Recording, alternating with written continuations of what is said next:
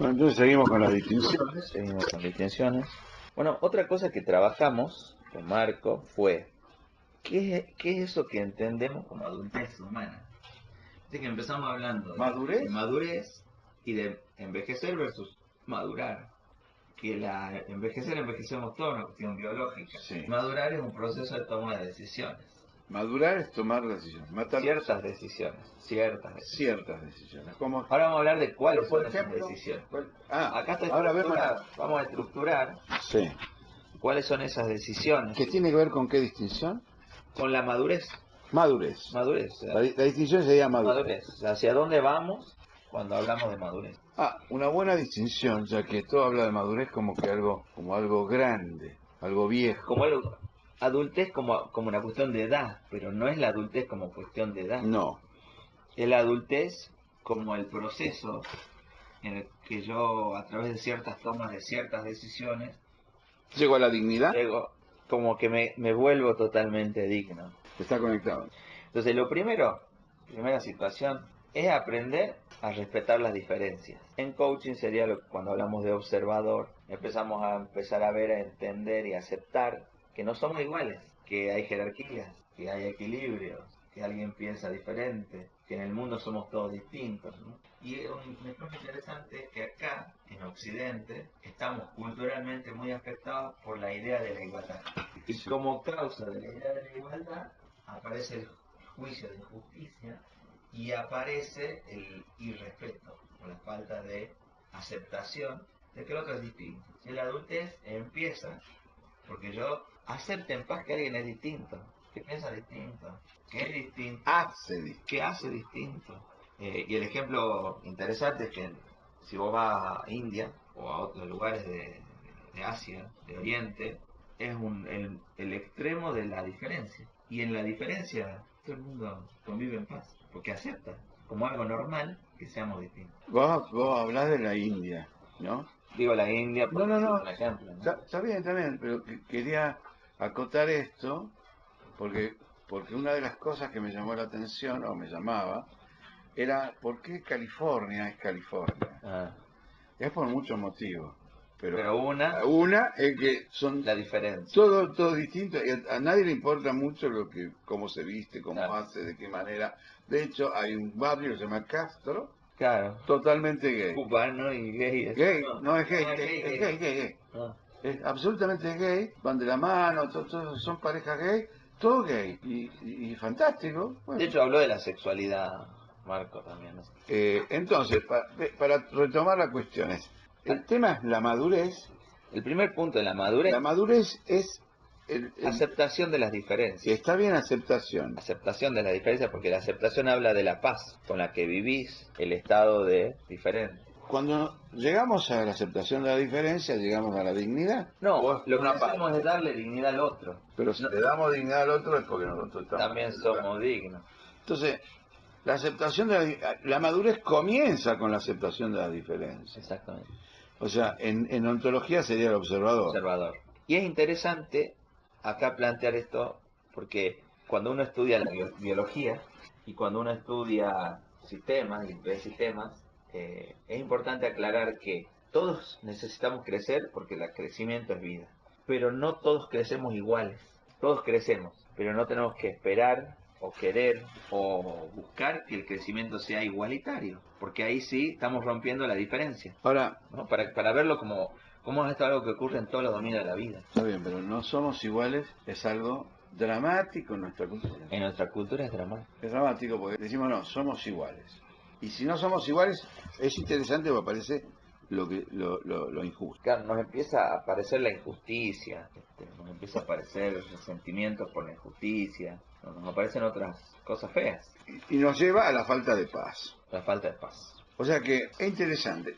Digamos, el aceptar la diferencia es el comienzo o... Es el comienzo. Es el comienzo. ¿Cómo sigue? Bueno, el segundo punto es asumir la culpa. El segundo punto. Ahí habla Marco habló de que como lo habló como un punto fundamental, ¿no? No como un punto menor. En la adolescencia empiezo a hacer los juicios de que hay cosas que me faltan. Por eso ahí aparece la dignidad. Cuando yo juzgo que algo me falta, es cuando avanzo en esas tomas de decisiones o a través de mis carencias como motores, hacerme cargo de algo. Cuando yo asumo culpa, me hago cargo, me empiezo a hacer cargo. O sea, cuando yo puedo asumir culpa es porque soy maduro, empiezo a ser maduro.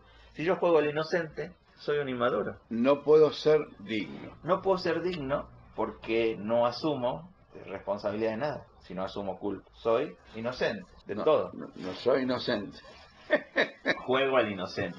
Esta sería la primero, y para seguir es aceptar mi culpa, Asumir, hacerla propia. asumir, Porque lo que asumo en realidad es lo que falta. asumir, Lo que falta. Te doy un ejemplo, ¿no? Muchas veces tratamos a nuestros padres en cuanto al vínculo, como confundimos el vínculo de padre con el rol de educador, pedimos a nuestros padres algo que no es obligación de nuestros padres darnos. Podríamos decir que lo que constituye un vínculo de padre es simplemente haberte dado la vida. Entonces el vínculo ya existe, ya está. Cuando yo digo, che, pero me falta, ¿por qué no tengo una casa? Si yo le echo la culpa a mi padre, estoy jugando al inocente. Y yo digo, no, yo, o sea, ¿quién es el que tiene que hacerse cargo de lo que le falta? Yo. Entonces yo salgo a trabajar para tener una casa, estoy asumiendo, o sea, sintiendo la culpa como propia y tomando responsabilidad. Entonces por eso la culpa me conecta con la responsabilidad. Y empiezo a ser adulto cuando asumo, no cuando echo culpa, cuando la asumo como propia, a la falta. No le echo la culpa a nadie de lo que me falta a mí. claro. Me falta a mí, me falta a mí. Me falta a mí, me falta a mí. No es que el otro tiene... No le tengo que reclamar nada a mi padre. Entonces, el primer elemento es la aceptación de la diferencia, no Sí. somos todos iguales. Después, y eso es ¿Y cómo influye eso en la dignidad? la dignidad. Y después, asumir la culpa es lo que me genera responsabilidad. Esa sería la siguiente. Bien, ¿y con qué continuamos? Y por último, tenemos un tema fundamental, que es el atravesar los dolores. Ah, todo un tema. Atravesar los duelos.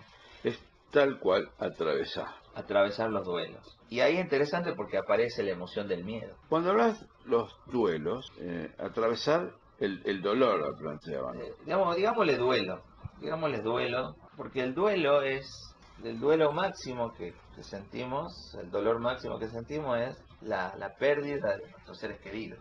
Después puede haber duelo porque perdí algo, un dolor de haber perdido otra cosa, o quizás me puede doler una relación que no tengo más, o me puede doler algo material que tenía y no tengo más. Pero son dolores menores comparados con la pérdida de un ser amado. Entonces, atravesar esos duelos, atravesar los duelos como no como evitarlos, no como querer sacarle el cuerpo, ¿no? Sino es como vivirlo al dolor ese. Cuando yo puedo vivir el duelo, cuando yo recién puedo vivir el duelo, es cuando atravieso el miedo y tomo conciencia real en el cuerpo de que esa persona no está más físicamente, y como consecuencia aparece la aceptación. No puede aparecer la aceptación sin que viva el duelo, porque si no vivo el duelo, lo que hago es evitar. Cuando lo lloro y cuando siento en el cuerpo todo lo que se siente, esa pérdida, después recién aparece la aceptación de eso. Y es interesante porque es la vivencia de la tristeza,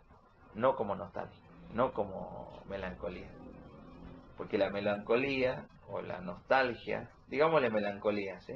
Porque nostalgia para nosotros tiene una acepción positiva Claro. y la melancolía parece una cuestión más negativa, ¿no? Yo hago más referencia a la melancolía porque cuando vos, imagínate ver a una persona mirando con melancolía, lo que está mirando es el pasado. Si está mirando el pasado, no está mirando el futuro. Entonces sigue mirando esa pérdida porque no la sintió en el cuerpo, porque no la aceptó. Porque nosotros planteamos la nostalgia como una cuestión bastante positiva, trasladar lo que es la tristeza, hacemos el traslado a la nostalgia.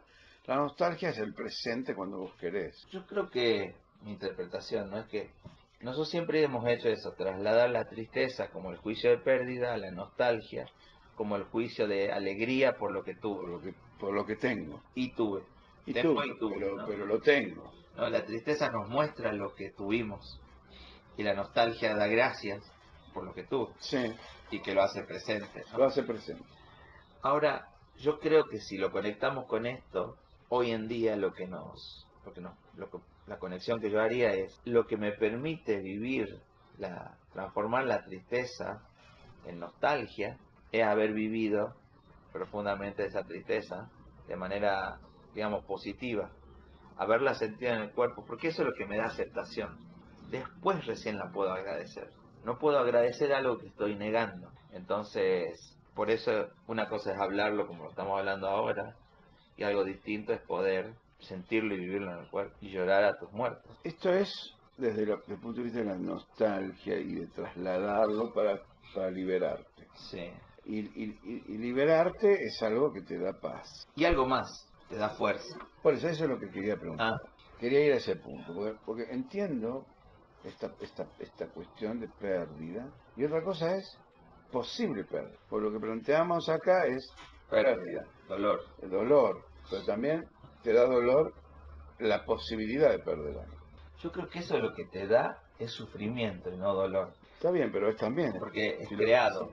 está bien, pero si lo transitas, También lo desarmás. también transitarlo te da fuerza, puede transitar el miedo. Claro, transitas el miedo.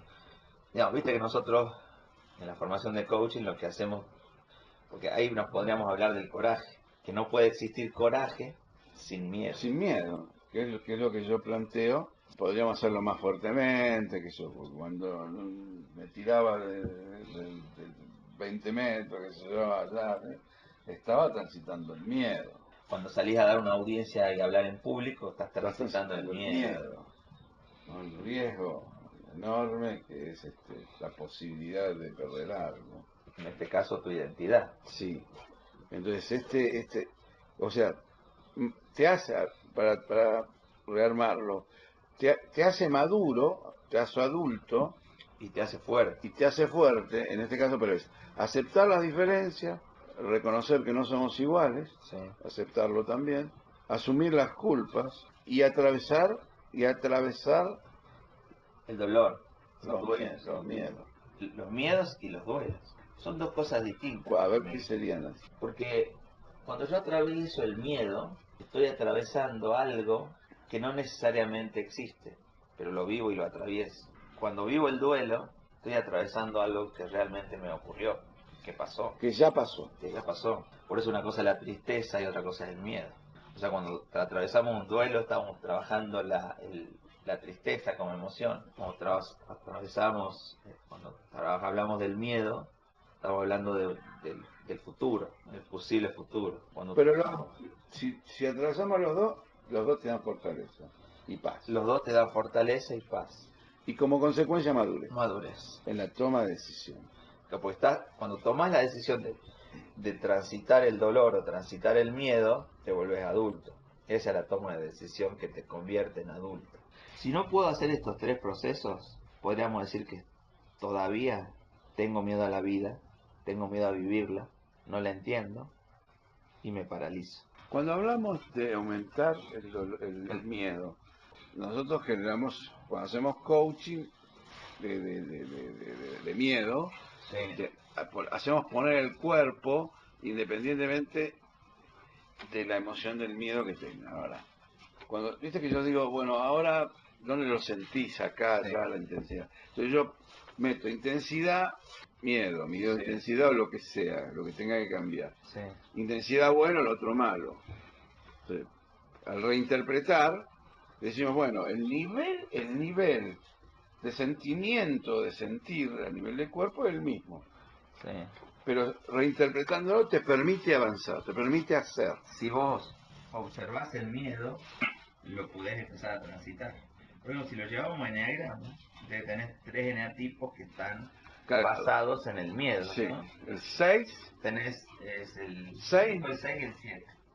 5, 6 y 6, 7. 7. En el que tenés avaricia como pasión, cobardía, precisamente miedo, y la gula, que es la búsqueda del placer, la evitación de Del cualquier dolor. dolor relacionado que nos da miedo, ¿no?